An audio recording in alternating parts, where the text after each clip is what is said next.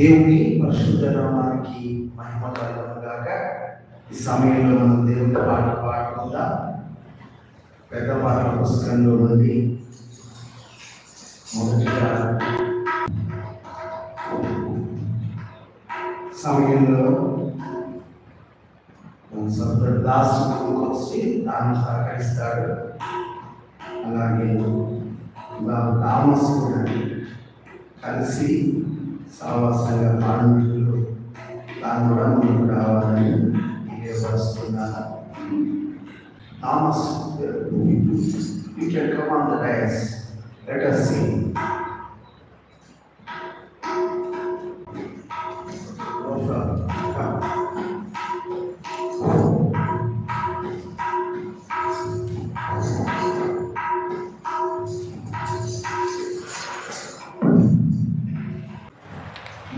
పాట 7 చరణాలు ఉన్నాయి. 4 చరణాలు మాత్రం పాడుకుందాం. తర్వాత ఆరాధన మనం అందరూ మిగతా చరణాలు పాడుకుందాం. ఆరాధించేదా నిన్ను మళ్ళీ పొగడదా, నిరంతరము నిన్ను స్తుతించేదను. పెద్ద పాటల పుస్తకంలో సీలోని పాటలు ఆరాధించేదా నిన్ను మళ్ళీ పొగడదా. ఈ పాటల పుస్తకం ప్రకారం 30 ప్రతి పాటల పుస్తకంలో సీయోన్లో ఉంటుంది. సీయోన్ పాటల పుస్తకం గమనించి కలిసి పాడాలి.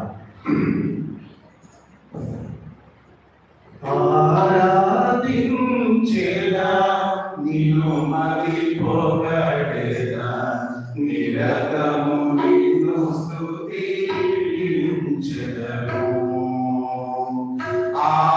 ఆరాధించేదా నిన్ను మరి పొగడేదా, నిరతము నిన్ను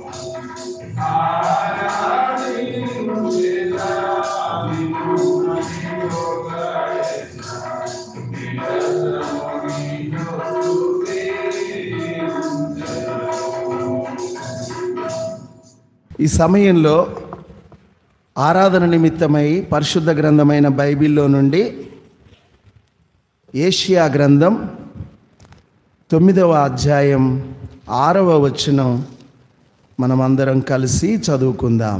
ఏషియా గ్రంథం 9వ అధ్యాయం 6వ వచనం. ఏలయనగా మనకు శిశువు పుట్టెను, మనకు కుమారుడు అనుగ్రహింపబడెను, ఆయన భుజము మీద రాజ్యభారముండును. ఆశ్చర్యకరుడు, ఆలోచనకర్త, బలవంతుడైన దేవుడు, నిత్యుడగు తండ్రి, సమాధానకర్తయగు అధిపతి అని అతనికి పేరు పెట్టబడును. చాలు. ఈ వాక్యము మన ప్రభువైన యేసుక్రీస్తును గురించి యెషయా ప్రవచనం. ఈ యెషయా ప్రవచనంలోని మరి 6వ వచనము, ఇది ఒక పర్వత శిఖరంలాగా వ్రాయబడ్డట్టుగా మనం చూస్తాం. స్టెప్ బై స్టెప్ ఆ శిఖరమునకు ఎక్కుతుంటే ఏ విధంగా అది పై కొనకు చేరుకుంటుందో బైబిల్లో అలా రాయబడి ఉన్నది. ఆ విధంగా యేసుక్రీస్తు ఒక పర్వత శిఖరము వంటివాడు. పర్వత శిఖరము లాంటి ఆయన ఉన్నత మరి బాహుల్యము, ఆయన గొప్పతనము మరి అది వర్ణించడానికి వీల్లేనంతది. కాబట్టి అలాంటి ఆ గొప్ప ప్రభువు ఆయన భూమి మీద మానవుడై మానవులకు ఆయన మేలు చేయు దేవుడై ఉన్నాడు. ఇక ఈ వాక్య భాగంలో మన ప్రభువైన యేసుక్రీస్తు వారికి ఇవ్వబడ్డ 5 పేర్లలో ఒక పేరైన సమాధానకర్తయగు అధిపతి అన్న మాటను బట్టి మనం దేవుని వాక్యం వింటున్నాం. కాబట్టి మన ప్రభువు ఎవరు అంటే సమాధానకర్తయగు అధిపతి. ఆయన సమాధానాన్ని కలిగించేవాడు. ఆయన లేకుండా సమాధానము లేదు, సమాధానము రాదు. కాబట్టి సమాధానానికి మూలమే ప్రభువైన యేసుక్రీస్తు. ఈ సమాధానకర్త అయిన ఈ ప్రభువు తన బిడ్డలు ఏ పరిస్థితుల్లో ఉన్ననో వారికి సమాధానం కలగజేసే దేవుడై ఉన్నాడు. నువ్వు ఏ పరిస్థితిలోనైనా ఉండు, ఎటువంటి స్థితిలోనైనా ఉండు, ఆయన నీకు నమ్మిన నీ ఎడల ఆయన సమాధానకర్తగా తోడై ఉన్నాడు. ఒకసారి ఆ మూలవాక్యం కూడా చూసుకుందాం రండి. రోమీలకు రాసిన పత్రిక 15వ అధ్యాయం 33వ వచనం. సమాధానకర్తయగు దేవుడు మీకందరికీ తోడైయుండునుగాక. ఆమేన్. కాబట్టి సమాధానకర్త అయిన దేవుడు ఈయన మీ అందరికీ అంటే ఎవరు? తన యందు విశ్వాసం ఉంచిన అందరికీ, ఆయన యందు నమ్మకం ఉంచిన ఆయన బిడ్డలందరికీ ఆయన ఏమై ఉన్నాడు? తోడై ఉన్నాడు, తోడై ఉన్నాడు. సమాధానకర్త అయిన దేవుడు నీ జీవితంలో ఎన్ని అలజడులు ఉన్నా, ఎన్ని ఆందోళనలు ఉన్నా, ఎన్ని ఇబ్బందులు ఉన్నా ప్రభువు ఆ సమాధానకర్త నీకు తోడై ఉన్నాడు గనకనే నువ్వు నెమ్మదిగా ఉండగలిగినావు. ఆ సమాధానకర్తే నీకు తోడుగా ఉండకపోతే నీవు నీ శ్రమలను బట్టి, నీ ఇబ్బందులను బట్టి నీవు ఎంతో నీరసించిపోయేవాడవు, నీరసించిపోయేదానవు. కానీ ఆయన నీకు తోడై ఉన్నాడు గనక అన్ని పరిస్థితుల్లో ఆయన నీకు సమాధానం ఇస్తున్నాడు. ఇక ఈ సమాధానకర్త అయిన దేవుడు ఆయన దావీదుకు తోడై ఉన్నాడు అని మనం చూసాం. తర్వాత ఆయన యోసేపుకు తోడై ఉన్నాడు. రండి, అపోస్తలుల కార్యం 7వ అధ్యాయము 9-10 వచనాలు. అపోస్తలుల కార్యము 7వ అధ్యాయము 9-10 వచనాలు. ఆ గోత్రకర్తలు మత్సరపడి యోసేపును ఐగుప్తులోనికి పోవుటకు అమ్మివేసిరి గాని దేవుడు అతనికి తోడయ్యుండి అతని శ్రమలన్నిటిలో నుండి అతని తప్పించి దయను జ్ఞానమును ఐగుప్తు రాజైన ఫరో ఎదుట అతనికి అనుగ్రహించినందున ఫరో ఐగుప్తునకును తన ఇంటికి అంతటికి అతని అధిపతిగా నియమించెను. గమనించండి, యోసేపు జీవితంలో దేవుడు తోడై ఉన్నాడు. అతని జీవితంలో అతని సహోదరులు అతని మీద మత్సరపడి ఐగుప్తులోనికి పోవుటకు అతన్ని ఏం చేసినారు? అమ్మివేసినారు. కానీ దేవుడు అతనికి తోడై ఉన్నాడు. అమ్మివేసినప్పటికీ దేవుడు అతనికి తోడై ఉన్నాడు. పడద్రోసినప్పటికీ దేవుడు అతనికి తోడై ఉన్నాడు. అతన్ని చంపజూసినప్పటికీ అతనికి దేవుడు తోడై ఉన్నాడు.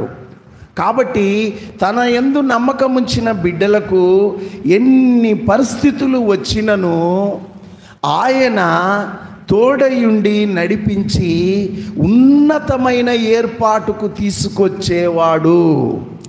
సమాధానకర్త అయిన దేవుడు నీకు తోడై ఉన్నాడు. ఎందుకన్నా ఈ పరిస్థితులు? త్రోయబడడం ఎందుకు? చంపబడేటట్లుగా ఇబ్బందులు ఎదుర్కోవడం ఎందుకు? అమ్మబడడం ఎందుకు? ఎందుకన్నా ఈ పరిస్థితులు అంటే, నీ జీవితంలో దేవుడు నీకు కొన్ని పాఠాలు నేర్పడానికి, నీ జీవితాన్ని అనేకులకు ఒక అనుభవంగా, ఒక సాక్ష్యంగా ఉంచడానికి ఆయన కొన్ని పరిస్థితులను ఆయన బిడ్డల జీవితంలో అనుమతిస్తాడు. కాబట్టి ఈ పరిస్థితుల ద్వారా ఆయనకు మహిమ, మనకు ఒక సాక్ష్యం, ఆయనకు మహిమ.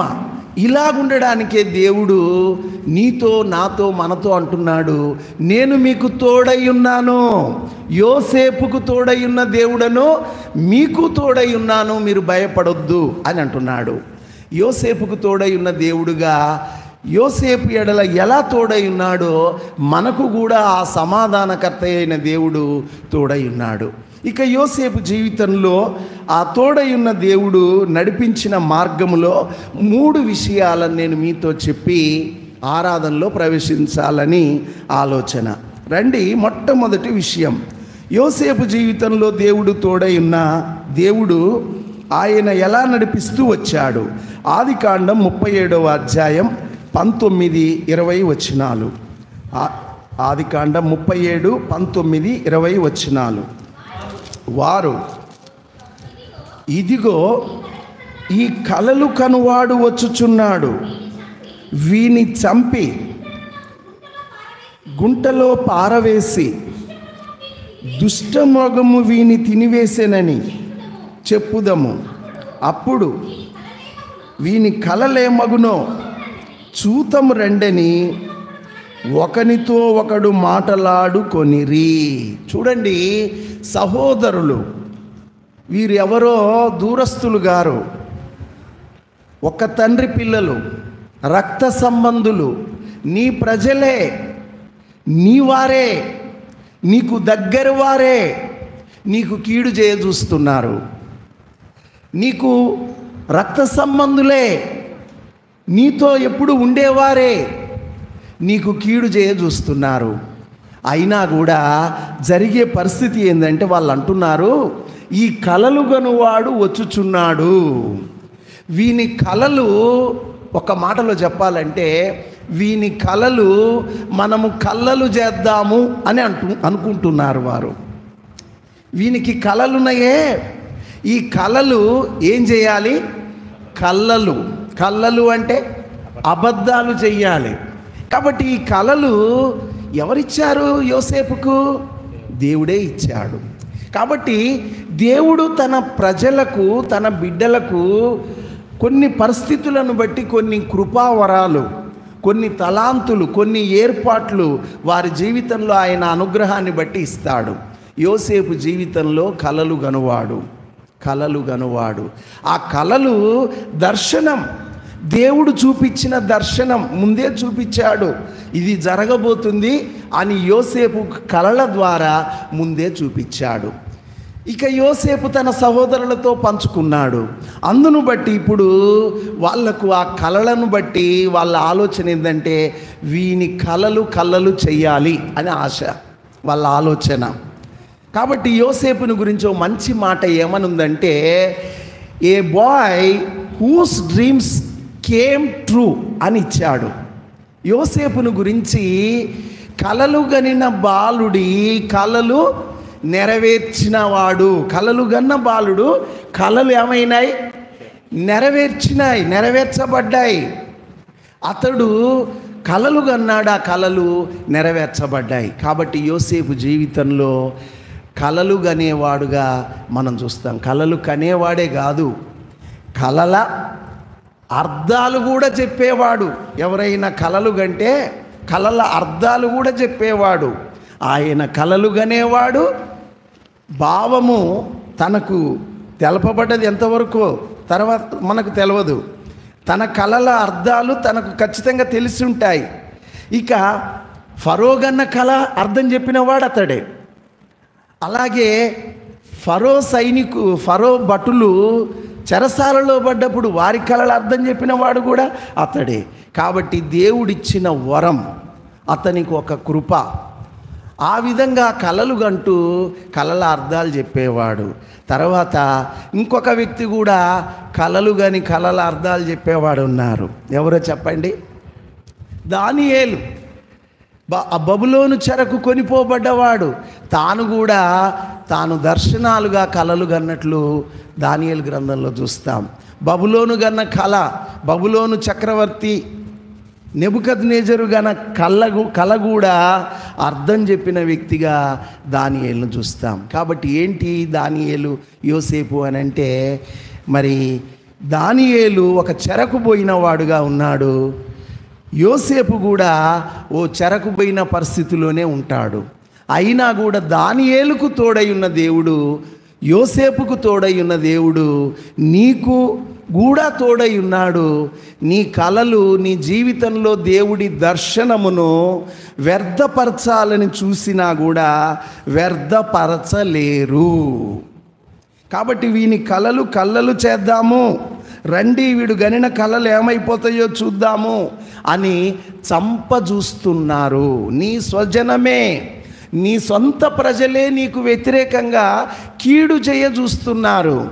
అయినా కూడా దేవుడు యోసేపుకు తోడై ఉండి తప్పించినాడు. అద్భుతం. ఎలా తప్పించాడు అని అంటే, అందులోనే రూబేను అనే ఒక పెద్ద సహోదరుడు ఉన్నాడు, జ్యేష్ఠుడు. ఆ రూబేను 22లో అంటాడు, అతని తండ్రికి అతన్ని అప్పగించుటకు వారి చేతిలో పడకుండా అతన్ని విడిపింపదలిచి రక్తం చిందింపకుడి, అతనికి హాని ఏమీ చేయక అడవిలోనున్న ఈ గుంటలో అతని పడద్రోయుదమని చెప్పాను. కాబట్టి ఆ విధంగా దేవుడు కీడు చూసిన పరిస్థితుల్లో రూబేను ద్వారా మాట్లాడి యోసేపును తప్పించడానికి ఆయన ఏర్పాటు చూపించాడు. అదేవిధంగా మన జీవితంలో కూడా మనకు కీడు చూసే వాళ్ళు ఉన్నప్పటికీ అందులోనే మనకు మేలుకరంగా ఆలోచన చేసేటట్లు కూడా దేవుడు ప్రేరేపిస్తాడు. అద్భుతంగా చంపజూసిన సహోదరుల నుండి యోసేపు చంపబడలే, అతడు విడుదల పొందినాడు. నిన్ను కూడా చంపాలని చూసే పరిస్థితులు ఉండొచ్చు, కానీ వారు నిన్ను చంపలేరు. కారణం ఏంటంటే యోసేపు దేవుడు నీకు తోడై ఉన్నాడు అనేది బైబిల్ గ్రంథాన్ని బట్టి మనము ప్రభుని స్తుతించుటకు ఆ మాటను గుర్తుంచుకోవాలి.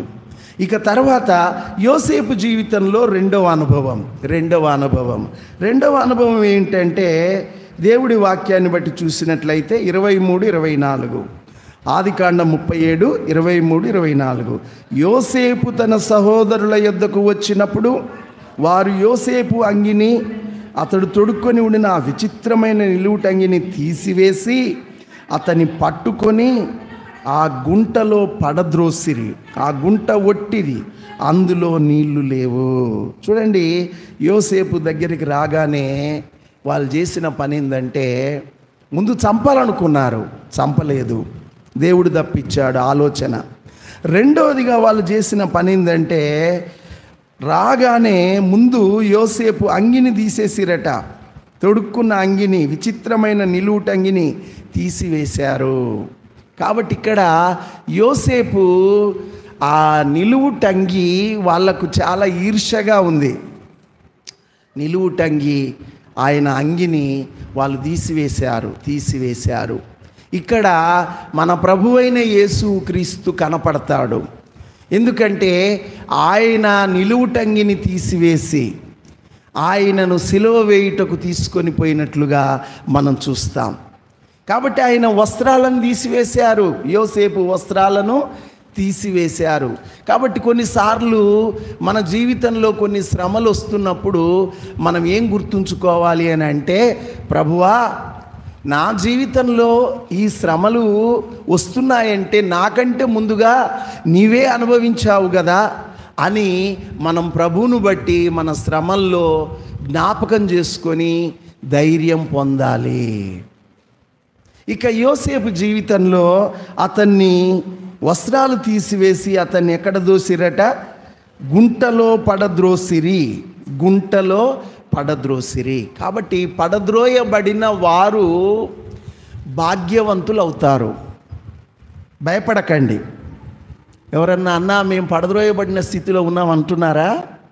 బ్రదర్స్ అండ్ సిస్టర్స్, పడద్రోయబడిన వారలారా, మిమ్మలను దేవుడు ఉన్నతమైన స్థితిలోనికి తేబోతున్నాడు. పడద్రోయబడిన వారలారా, మిమ్మలను దేవుడు ఉన్నతమైన ఏర్పాట్లోకి తీసుకొచ్చి తన నామానికి మహిమ తెచ్చుకోబోతున్నాడు. మేము పడిపోయినామని మీరు అంటున్నారే, పడిపోయిన మీ కొరకే దేవుడు గొప్ప కార్యాలు చేయబోతున్నాడు. ఎలాగో చెప్పమంటారా? పడద్రోయబడిరి. రండి దేవుడి వాక్యాన్ని బట్టి 2 కొరింథీ 4వ అధ్యాయం 8-9 వచనాలు. 2 కొరింథీ 4వ అధ్యాయం 8-9 వచనాలు. ఎటు పోయినను శ్రమపడుచున్నాము, ఇరికింపబడు వారము కాము. అపాయములలో ఉన్నను కేవలము ఉపాయము లేని వారము కాము. తరమబడుచున్నను దిక్కులేని వారము కాము. ఆ మాట గమనించండి. పడద్రోయబడినను నశించు వారము కాము. చాలు చాలు. కాబట్టి ఇక్కడ దేవుని వాక్యము 2 కొరింథీ 4:8-9లో ఎట్టు పోయినా శ్రమ పడుచున్నావు, ఎట్టు పోయినా శ్రమే. కానీ అంటున్నాడు దేవుడు, నిన్ను ఇరికింపబడవు. నువ్వు బిడ్డ, నీవు ఎటు పోయినా శ్రమపడ్డా నువ్వు ఇరికింపబడవు. నేను నీకు తోడై ఉన్నా. అపాయంలో ఉండొచ్చు, కానీ ఉపాయం లేకుండా ఉండకుండా నేను నీకు ఉపాయం కూడా ఇస్తా. అంతేకాదు, తరమబడుచున్నా, నిన్ను తరిమే పరిస్థితులు ఉన్నా నువ్వు దిక్కులేని వాడవు కాదు, దిక్కులేని దానవు కాదు. ఇంకా అంటాడు, పడద్రోయబడినను, నువ్వు పడద్రోయబడినను నశించువారవు కావు. కాబట్టి పడద్రోయిన పరిస్థితిలో నువ్వు నశించిపోతాననుకోబాకు. నువ్వు నశించవు, నిన్ను గొప్పగా నేను దీవించబోతున్నా. ఎలా అంటే, పడద్రోయబడిన వ్యక్తిలో మొట్టమొదటి వ్యక్తి ఇప్పుడు మనం చదివిన యోసేపు పడద్రోయబడ్డాడు. యోసేపు పడద్రోయబడ్డాడు, కానీ నశించలే. పడద్రోయబడిన యోసేపు మళ్ళీ పైకి తీసుకురావడం జరిగింది. తర్వాత బైబిల్లో మరొక వ్యక్తి కూడా, బైబిల్లో పడద్రోయబడిన ఒక 3 వ్యక్తులను నేను చూపిస్తా. ఇర్మియా గ్రంథం 38వ అధ్యాయం 6వ వచనం. ఇర్మియా గ్రంథం 38:6. వారు ఇర్మియాను పట్టుకొని కారాగృహములోనున్న రాజకుమారుడగు మల్కియా గోతిలోనికి దింపిరి. అందులోనికి ఇర్మియాను త్రాళ్లతో దింపినప్పుడు ఆ గోతిలో నీళ్లు లేవు, బురద మాత్రమే ఉండెను. ఆ బురదలో ఇర్మియా దిగబడెను. కాబట్టి ఇర్మియా సిద్కియా కాలము, రాజైన సిద్కియా కాలములో అతనికి 4వ వచనం ప్రకారము మరణశిక్ష విధించారు. ఆ మరణశిక్ష ఏంటంటే బురద గోతిలో పడద్రోయడం.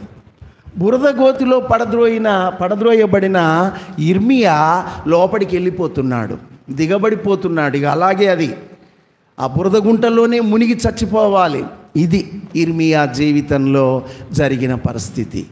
అయితే యోసేపును పడద్రోసిన వారు మళ్ళీ దేవుడి ప్రేరేపణను బట్టి యూదా యొక్క ఆలోచన, మొదటనేమో రూబేనుకు ఆలోచన ఇస్తాడు, తర్వాత యూదాకు ఇచ్చిన ఆలోచనను బట్టి వాడు మన రక్త సంబంధి, మనవాడు, వాడిని ఎందుకు ఆ గుంటలో పడద్రోసేది ఎందుకు, వాడిని అమ్మేద్దాము అని రెండో ఆలోచన చెప్పిన వాడు యూదా. కాబట్టి యోసేపును గుంటలో పడద్రోసినా మళ్ళీ బయటికి తీస్తారు. ఇక్కడ ఇర్మియాను బురద గుంటలో పడద్రోసినారు, కానీ ఇర్మియా బురద గుంటలో నుండి కూడా బయటికి వచ్చాడు. రండి 13వ వచనం, ఇర్మియా 38:13. ఆ గోతిలో నుండి వెలుపలికి తీసిరి. అప్పుడు ఇర్మియా బందీ గృహశాలలో నివసించెను. తర్వాత మరొక వ్యక్తి పడద్రోయబడినవాడు. రండి, దానియేలు గ్రంథం 6వ అధ్యాయం 16వ వచనం. దానియేలు గ్రంథం 6:16. అంతటా రాజు అతనిని ఆజ్ఞయ్యగా బంట్రౌతులు దానియేలును పట్టుకొని పోయి సింహముల గుహలో పడద్రోసిరి. దానియేలును సింహపు గుహలో పడద్రోయబడ్డాడు. యోసేపు గోతిలో పడద్రోయబడ్డాడు. ఇర్మియా బురదగుంటలో పడద్రోయబడ్డాడు. కానీ పడద్రోయబడిన మరి దానియేలుకు అద్భుతం ఏంటంటే ఆ సింహపు బోనుల్లో నుండి మళ్ళీ 23వ వచనం ప్రకారము బయటికి తీయబడ్డాడు. సింహాలు అతనికి ఏ హాని చేయలేదు. ఇక పడద్రోయబడిన వారికి గొప్ప ఆశీర్వాదం ఉన్నదని చెప్పానే. పడద్రోయబడిన యోసేపును దేవుడు ఉన్నతమైన స్థితిలో తీసుకొచ్చినాడు.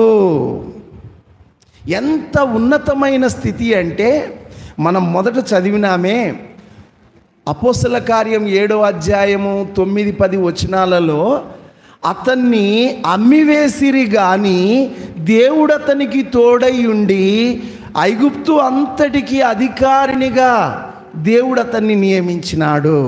పడద్రోయబడిన యోసేపును దేవుడు ఐగుప్తుకు అధికారినిగా చేసినాడు. బందీగృహములో త్రోయబడిన ఇర్మియాను బబులోను చక్రవర్తి ప్రత్యేకించి అతన్ని ఘనపరిచి అతన్ని తన రాజ్యములో దేవుని మాటలు చెప్పేవాడుగా, ఘనుడుగా అతన్ని నియమించాడు.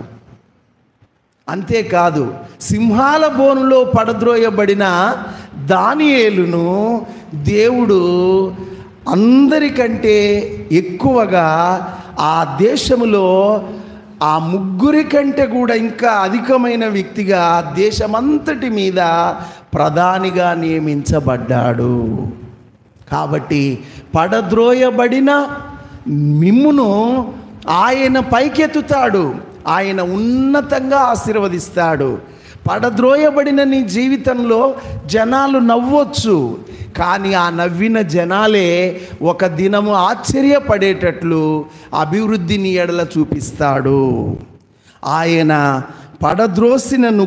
పడద్రోయబడినను యోసేపు నశించలేదు. పడద్రోయబడిన యోసేపుకు దేవుడు ఏమై ఉన్నాడు? తోడై ఉన్నాడు. ఇక చివరిగా ఇంకొక మాట నేను చెప్తా. 26-27 వచనాల్లో రాయబడ్డ మాట. ఆదికాండం 37:26-27. ఓకే అమ్మ. అప్పుడు యూదా మన సహోదరుని చంపి వాని మరణమును దాచిపెట్టుట వలన ఏమి ప్రయోజనము? ఈ ఇస్మాయిలులకు వారిని అమ్మివేయుదము రండి, వాడు మన సహోదరుడు, మన రక్త సంబంధి కదా, వానికి హాని ఏమీయో చేయక చేయరాదని తన సహోదరులతో చెప్పాను. కాబట్టి 3వ భాగం యోసేపు జీవితంలో ఏంటిది? అదంటే ఆ గుంటలో పడదోసిన వాడిని పైకి తీసి వీణ్ణి అమ్మివేద్దాము, ఓ పశువును అమ్మినట్లు వీణ్ణి అమ్మివేద్దాము. అమ్మివేస్తే కథ వాడెటన్నా పోతాడు. కాబట్టి నేను ఈ యోసేపు చిత్రము ఒకసారి నేను చూసా. అన్నలు కాళ్ళు చేతులు కట్టేసి అప్పగిస్తున్నారు. ఈ యోసేపేమో అన్నల చేతులు పట్టుకొని ఉంటున్నాడు. చేతులు పట్టుకొని, అన్నలారా మీరే కదా నాకు తోడు, మీరే కదా నాకు దిక్కు అని అన్నల చేతులు పట్టుకుంటుంటే వాళ్ళేమో గుంజుకొని పోతున్నారు. యోసేపేమో తన అన్నలను చేతులు పట్టుకుంటున్నారు, వాళ్ళేమో వదిలించుకొని అప్పగిస్తున్నారు, బలవంతంగా అమ్మివేసినారు. కాబట్టి అమ్మివేసిన అనుభవము ఇక్కడ మన ప్రభువైన యేసుక్రీస్తు కనపడతాడు. మన ప్రభువైన యేసుక్రీస్తు కూడా 30 వెండి నాణెములకు అమ్మివేయబడ్డాడు. యోసేపు 20 వెండి నాణెములకు అమ్మివేయబడ్డాడు. కాబట్టి ఆయన అమ్మివేయబడ్డాడు. మన పాపముల కొరకు ప్రభువు అమ్మివేయబడ్డాడు. పాపానికి అమ్మబడిన మన కొరకు ప్రభువు అమ్మబడ్డాడు. ఇక్కడ యోసేపు సహోదరులు అమ్మివేశారు. అమ్మివేయట్లో కూడా ఇక్కడ గొప్ప ఉద్దేశం ఉంది. రండి 105వ కీర్తన 17వ వచనం. కీర్తన గ్రంథం 105:17. వారికంటే ముందుగా ఆయన ఒకని పంపెను, యోసేపు దాసుడుగా అమ్మబడెను. చూడండి, వారికంటే ముందుగా ఆయన ఒకని పంపెను. యోసేపును ముందుగా పంపుతున్నాడు. దేవుడే పంపుతున్నాడు. ఎవరు పంపుతున్నాడు? దేవుడే పంపుతున్నాడు. దేవుడు ఉన్నాడు. ఆయన ఏర్పాటు లేకుండా జరగడం లేదు. ఇది దాసుడుగా అమ్మబడెను. కాబట్టి దాసునిగా తీసుకుపోవడం జరిగింది. ఒకవేళ యోసేపే గాక అమ్మబడకపోతే ఇశ్రాయేలు ప్రజలకు అసలు జీవితమే లేదు. ఇశ్రాయేలు ప్రజలకు జీవితం ఇచ్చుటకే యోసేపు ఐగుప్తుకు అమ్మబడ్డాడు. మన ప్రభువైన యేసుక్రీస్తు మన పాపముల కొరకు ఆయన అమ్మబడ్డాడు. ఆయన అమ్మబడకపోతే మన జీవితంలో మనకు విడుదల లేదు. కాబట్టి యేసు ప్రభువు పోలికగా ఇక్కడ యోసేపును మనం చూస్తాం. ఇక మరొక చిన్న ఆలోచన ఏంటి అని అంటే, యోసేపు దాసుడుగా అమ్మబడ్డాడు, స్లేవ్గా వెళ్ళిపోయాడు.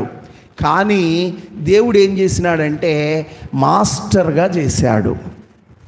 స్లేవ్ వాళ్ళు అమ్మినప్పుడు ఎలా పోయినాడు? స్లేవ్గా పోయాడు, బానిస, దాసుడుగా వెళ్ళిపోయాడు. కానీ దాసుడుగా పోయిన యోసేపును దేవుడు మాస్టర్, ఒక అధికారిగా అతన్ని ఆశీర్వదించినాడు. అంతేకాదు దాసుగా వెళ్ళాడు. మరొక మాట ఏంటంటే బాస్గా అయ్యాడు. అతడు ముందు దాసుగానే పోయాడు, కానీ దాసు కాదు, అతడు ఏమైనాడు? బాస్గా మారాడు. కాబట్టి నీ జీవితంలో కూడా నీవు దాసుడుగా నీ జీవితంలో ఉన్నప్పటికీ నిన్ను దేవుడు బాస్గా చేయడానికి, నిన్ను అధికారిగా చేయడానికి ఆయన తోడై ఉన్నాడు. ఒక్కసారి ఆలోచించు, నీ జీవితంలో కూడా ఎన్ని శ్రమల గుండి నువ్వు వచ్చావో ఒక్కసారి ఆలోచించు. నిన్ను త్రోసివేయబడిన పరిస్థితులు గుర్తుంచుకో, నీవు పడద్రోయబడిన పరిస్థితులు గుర్తుంచుకో, అవమానించబడిన పరిస్థితులు గుర్తుంచుకో. అలాంటి పరిస్థితుల్లో నీ దేవుడు నీకు తోడై ఉండి నిన్ను త్రోసివేసినా కూడా నిన్నేం చేసినాడంటే ఆయన ప్రత్యేకించి నిన్ను ఆశీర్వదించినాడు. చివరిగా ఒక్క మాట, 118వ కీర్తన 22వ వచనం. 118వ కీర్తన 22వ వచనం. ఇల్లు కట్టువారు నిషేధించిన రాయి మూలకు తలరాయి ఆయను, ఇది యెహోవా వలన కలిగిన కార్యము, మన కన్నులకు ఆశ్చర్యము. పనికే రావని తోసేశారు నిన్ను. దేవుడు అంటున్నాడు, నీవే మూలకు తలరాయి. త్రోసివేయబడిన నిన్నే మూలకు తలరాయిగా చేస్తున్నా. ఇది అనేక కన్నులకు ఆశ్చర్యం. అలాంటి కార్యం నేను చేసేస్తున్నా. యోసేపును త్రోసివేసిన నేను అతన్ని మూలకు తలరాయిగా చేసిన. దానియేలును తోసేసిన దానియేలును నేను గొప్ప ప్రధానిగా చేసిన. అంతేకాదు మోషేను త్రోసివేసిన మోషేను నేను ఇశ్రాయేలుకు నాయకుడుగా నియమించిన. కాబట్టి నేను తోడయుండి మిమ్మల్ని నడిపిస్తున్నా అని ప్రభువు ఈ ఆదివారం ఆరాధనలో మనతో మాట్లాడుతున్నాడు. కనుక ఆ తోడయుండి మనల్ని నడిపిస్తున్న ఆ సమాధానకర్త అయిన ఆ ప్రభువును మనం ఆరాధించి ఆయన నామాన్ని మహింపరచునట్లు ప్రభుని స్తుతించుదాం. దయచేసి అందరూ మోకరించండి, మనం ఆరాధన చేసుకుందాం.